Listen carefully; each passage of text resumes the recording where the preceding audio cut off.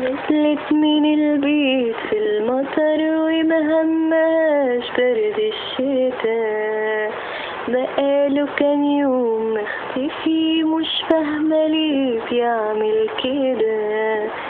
نزلت وراحت على مكان كانوا فيه تملي بيسهروا، أول ما شافها السلام وبان إن مشاعره اتغيروا، الكلام ما كانتش عارفة تجمعه، متفاجئة بيه مسؤولة قاعدة بتسمعه.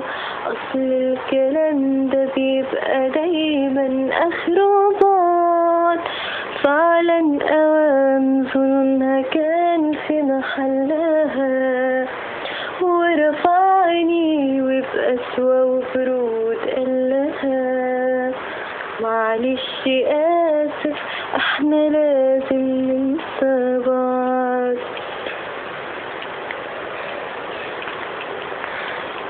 فرحت وشافت ذكريات أجمل ليالي عمرها، معقولة يعني قلبه مات وحياتها ناوي ابنها.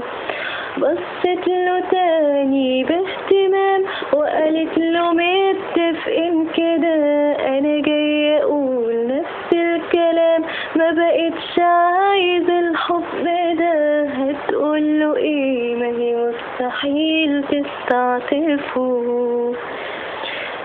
معقولة يعني هتبكي علشان تكسفه؟